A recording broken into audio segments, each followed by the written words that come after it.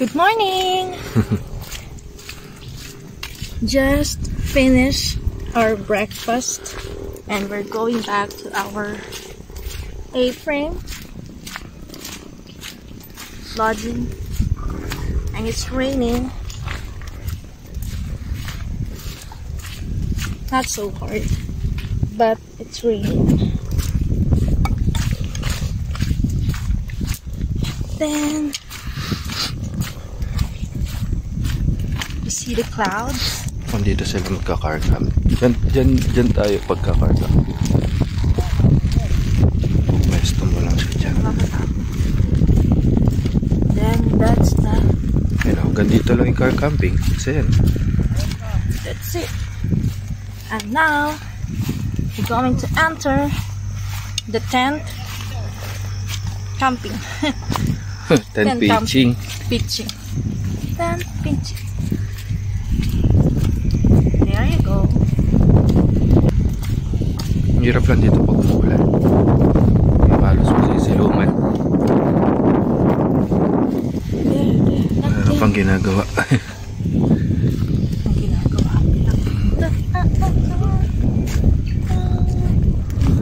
Ito yung buong area ng view escape.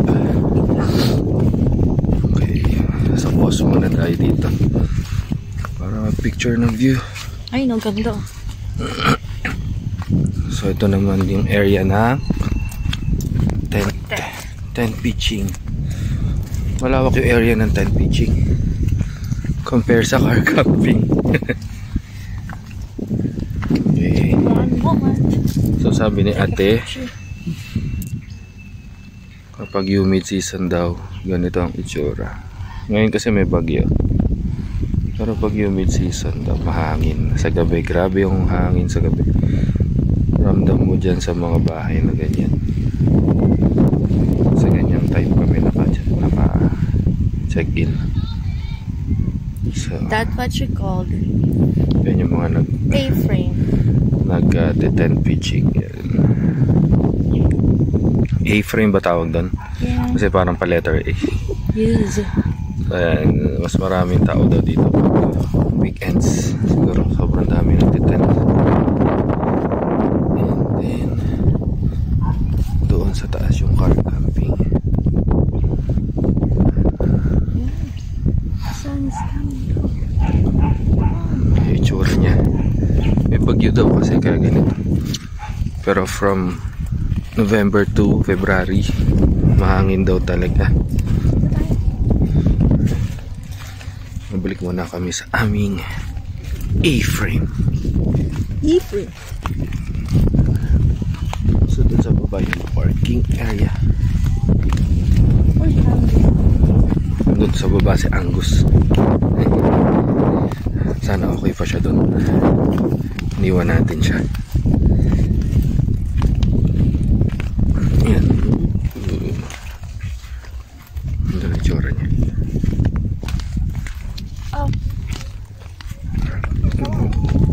Mababa tayo. Ang tarik mo hagdan. Ang tarik. Sobrang pababa.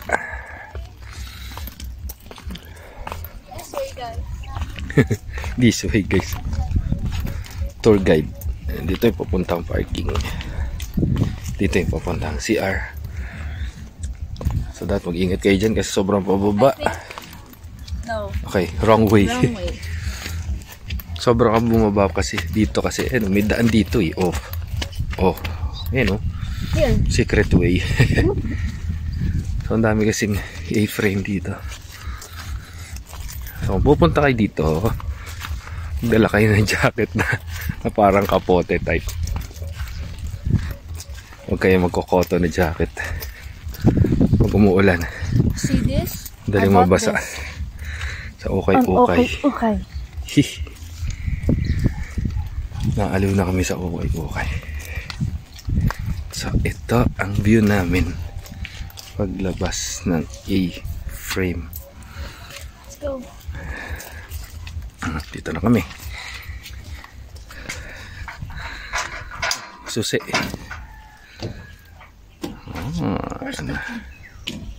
Where's the key to success? Wait lang. Andito ang view sa harap ng aming A-frame. Cloudy talaga. May nagpipicture taker para may remember. Yan, yung mga sa taas lang namin yung nagte-tent pitching. Sobrang lakas ang hangin, grabe guys kagabi. Ramdam mo dyan kasi medyo nakaangat yung A-frame eh. So pumapasok din yung hangin kagabi sa ilalim yan. So ramdam namin sa higaan. Medyo manipis lang kasi yung flooring ng A-frame. Pag naglalakad ka nga mararamdaman mo. Ganda ng view nun, no? Oh yes, ganda. Lamig pa.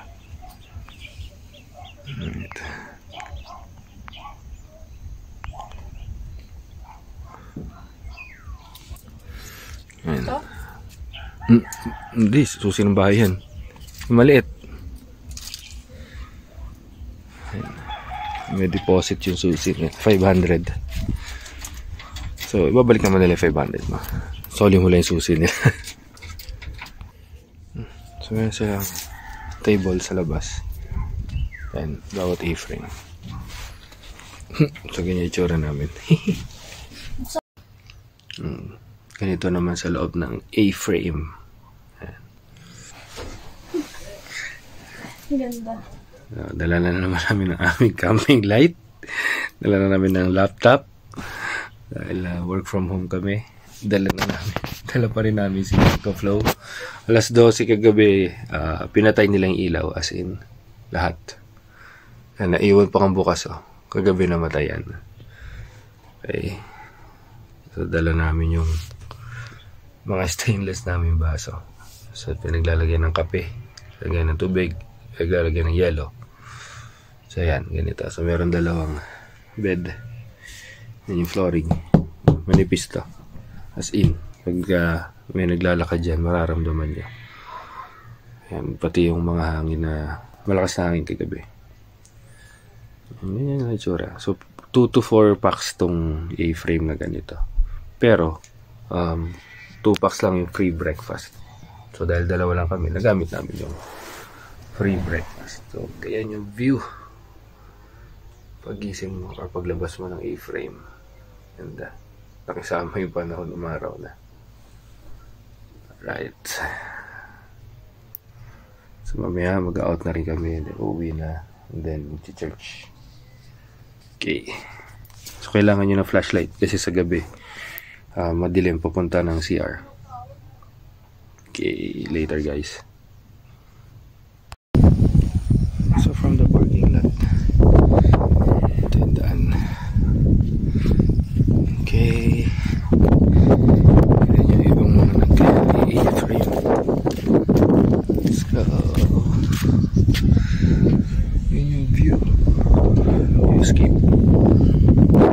Ganda siya. Ayan, si Pab. Wait lang. Ang lilit ng steps. Okay din, hindi siya nakakapagod. Pero hingal na ako.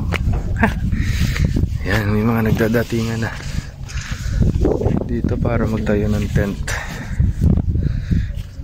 Yan, ganda. Magdadala sana kami ng upuan namin. Actually may dala kami nasa kotse. Kaya lang, sabi namin baka umulan na naman. Kaya hindi na namin dinala. Okay, yan, yung mga nagsiset up na. Yay! Ganda. So dito kami tumambay sa may bandang itaas ng area kung saan nagtatayo ng tent.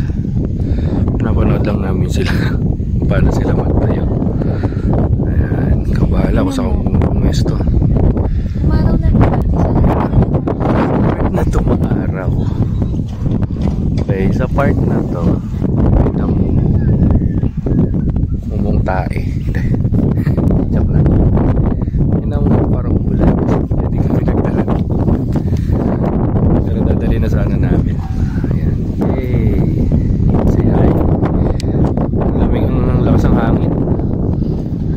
Maganda yung jacket na yan. Pag nakakita, dapat pala binili ko na yung camouflage dun. Babalikan ko yun. 100 and it's original Adidas. Ang ganda dito pagka hindi umuulan. Good video mo nga. Mga video to. Ito, slow mo. Sige. Tutusan na naman. It's ready. 9:25. Nandito naman kami sa area sa tapat kung saan pwede mo sa taas na yun. Dito na kami. Nagre-relax. Masang hangin. Ayun yung tumutunog ng yero. Hindi naman siya lilipad. Alright. Relax lang kami dito. Duyan. Antok. Duduyan na rin namin kayo. Para antukin kayo. Ayan. So ay, itsura. Duyan lang tayo dito. Kung may maikus, may duyan. Duyan. We are chilling in this. Yan. Kuubusan tayo ng oras kasi mga 11 o'clock to 12 pwede na. Hanggang 11 lang talaga. Pero sabi ni ate kung wala naman daw kasunod, pwede ang mag-extend hanggang 12. Hanggang kinabukas. Wala naman bayad. Hanggang bukas. Pero ang sarap dito, guys. Maganda dito pag hindi umuulan. Very relaxing. Maamoy mo yung hangin na amoy probinsya talaga. Sarap. Maganda makakapag-isip, makakapag-relax, makakapag-unwind. Kapag kulang ka na sa vitamin D, kain. Saluhin mong lahat. Kung nanlalabo ang mata mo, dito ka. Kasi sabi nila, ang mata daw dapat paminsan-minsan tinitingin mo sa malayo. Mo ganyan. Hindi lagi na sa cellphone o sa laptop. Oo, hindi sa iba, sa malayo. Yan. Kahit mainit alam naman natin magna 9:30 na. Pero mahangin. Hindi mo mararamdaman masyado yung init. Tingnan nyo ba? Pwede kayo magpa-picture dyan. Picture and then, ganyan parang, ewan ko. Yeah. Hindi sa Then, pa-heart. And then, meron doon, Balon. parang pwede kang mag-bonfire. Kapag may mga, there. Yan. Hindi yan bonfire yan. Sa the ring. Lalabas siya dyan. Ikaw yung lalabas. Ay, akit tayo doon sa may bandang car camping. Kasi, ang original plan talaga namin, magka-car camping. Pero dahil nga sabi may bagyo, nag-A-frame kami. Picture. Video nga to eh. Wait lang, lipat tayo. Okay, so dito naman tayo sa baba ng puno. Doon tayo kanina. At andun ang area kung saan pwede mag-car camping. Diyan dapat na lang. Maganda rin mag-car camping. Parang nakikita ko Oo nga eh, mga ganun-ganun, relax na lang. So mamaya puntahan naman natin yun. Ano magiging itsura ng view. So tinatambayan namin bawat area para makita kung anong itsura. Nandun ka naman. Kung anong view mo. Kung nandun ka sa area na yun. Okay, so lipat muna tayo doon. Pero ikutan natin itong car camping area para next plan natin mag car camping. Alam na natin kung saan tayo pupwesto. Ayan. So, mas maganda nasa tapat tayo ng puno dito. Oo, dito na. Oo. Para malapit dun sa duyan. Pwede kang mag-fire dun. So, pwedeng dito kami. Tandaan natin. Number 10. So, pwede kasi sa reception sasabihin nila yan. Kung saan number ka. Pwede mo i-request. Lipat tayo dun. Okay. Dito naman na tayo. Uy, parang ganda dito. Oh, ang patag. Para saan naman kaya to? Oh, ganda dito, ang lilim. Hindi ko alam kung pwedeng kumain dito pag nag-car camping. Aray ko.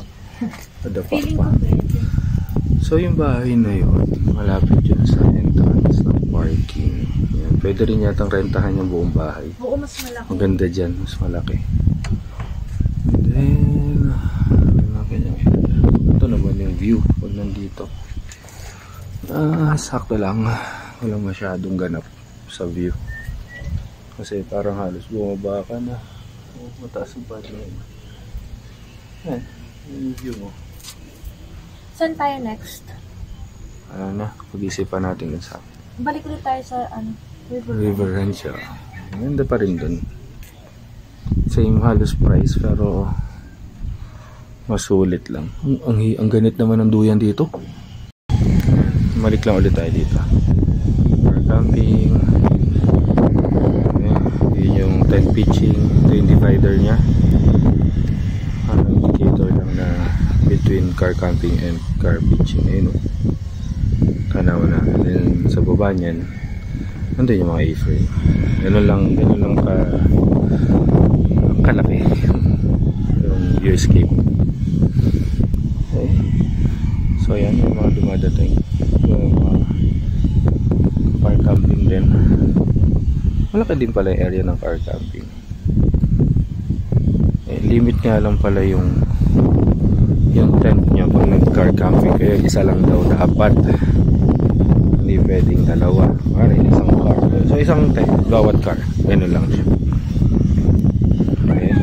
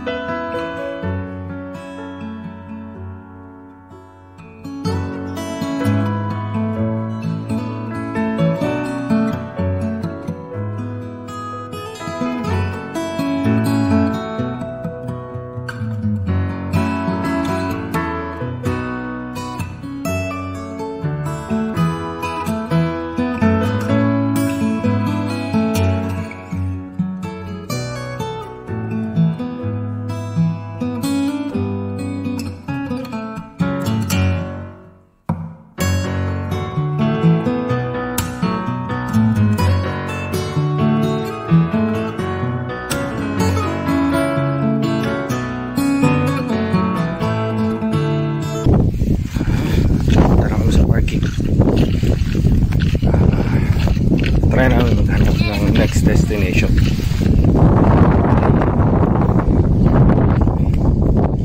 Kaya paot kami maaga. Dapat kasi 11 or 12 pa kami. Ito na yung mga gamit namin. Dami na bit-bit. Hinuna na namin yung aming mga laptop sa sasakyan kanina. Ayan, lapit lang na parking. Ito yung Ethan's Lounge. Pwede ata i-rent dyan.